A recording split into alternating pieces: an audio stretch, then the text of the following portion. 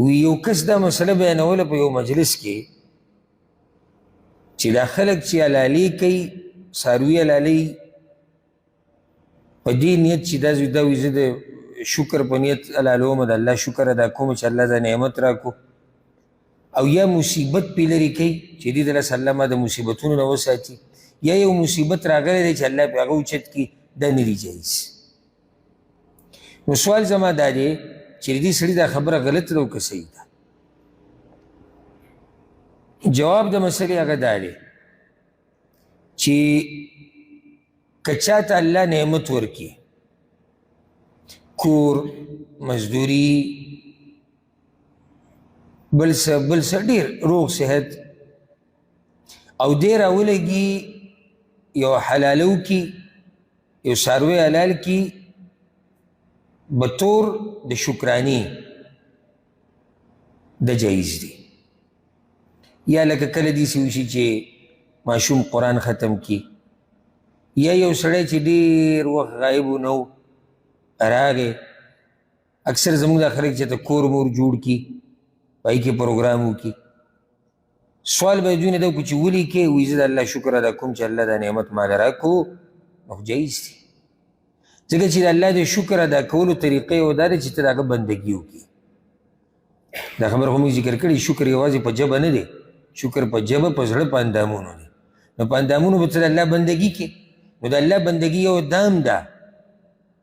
چې ته د هغه په نوم باندې وینه تویږي یو څاروی حلال کړي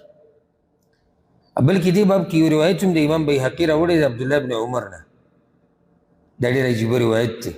عبدالله بن عمر وایي د خپل پلار په باره کې عمر رضی الله عنه په باره کې وایي تعلم عمر البقرة في 12 سنه عمر بن الخطاب رضی الله عنه سورې بقره په 12 کالو کې زده کړې وه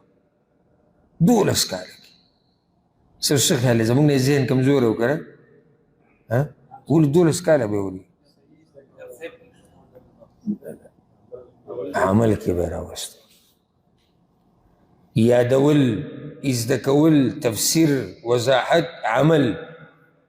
12 کاله به کې تېر شي وي چې کله ختم کو فلما ختمها نحر جزورا نو چې کله سورې بقره ختم کړه نو اوښان یې حلال کړي خوشحالۍ کې څه جل کړه اوښان حلال کړي نو داسې موقع باندې په دې نیت چې د الله شکر ادا کوم او د الله دپاره حلالوم د جایز دی راځو دې بلې مسلې له چې حلالوم یې د الله په نوم خو په دې چې الله رانه مصیبت لرې کړي څوک دی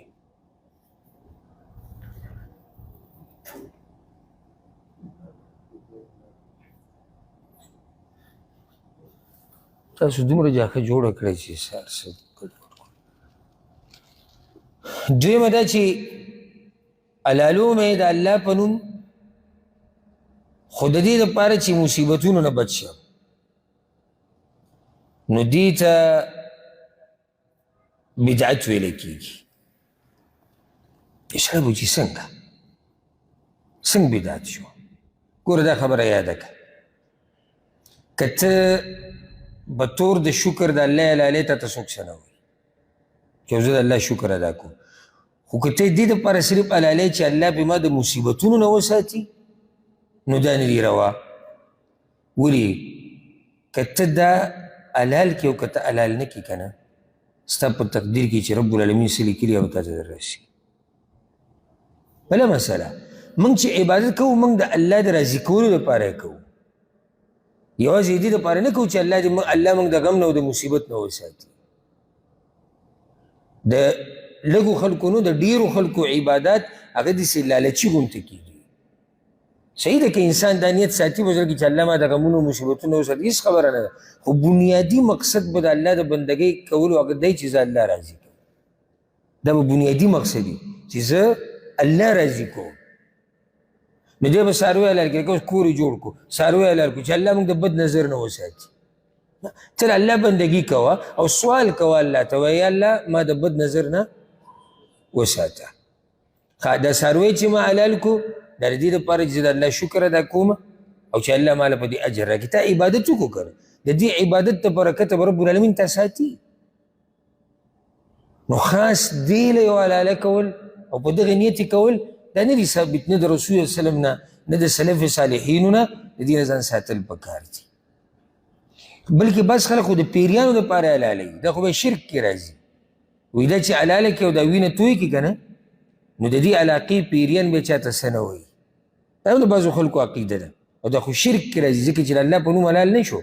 د پیریانو په نوم وینه توی کړه دا بیا د شرک په زمره کې راځي والله اعلم